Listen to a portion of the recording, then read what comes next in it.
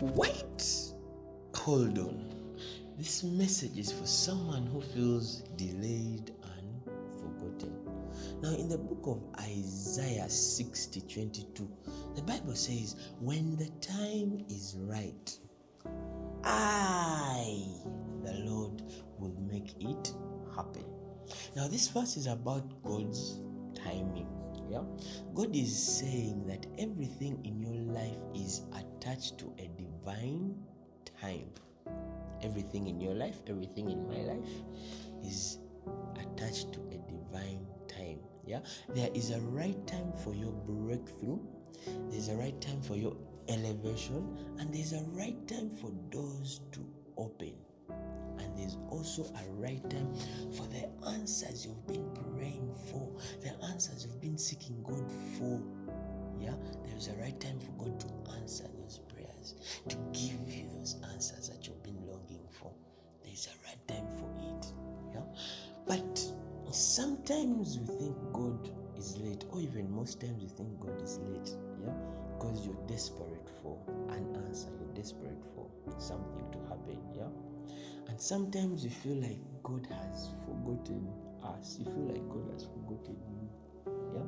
But God is not late, my brother, my sister. He is intentional with your life. He's intentional with my life. He's intentional with all our lives, but at a different timing. Yeah? On His timing. Now, if that you're longing for hasn't happened yet, it does not mean it will never happen. Yeah, it just means that the time is not yet right for you to receive it. Yeah, because my brother, my sister, if God releases certain blessings too early, you may not be ready for them. Yeah, or you may not sustain them for a long time.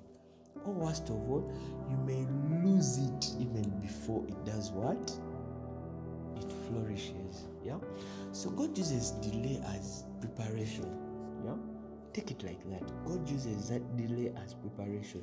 He is trying to work on your character, He's working on your faith, He's working on your strength. He is preparing you before He reveals that blessing, before He answers your prayers, before He gives you that answer that you've been longing for. But listen carefully, my brother, my sister. Waiting does not mean doing nothing. Yeah, it doesn't mean you just sit there and wait for things to happen, for God to answer your prayers. Yeah, while you're waiting, you must also be working on a few things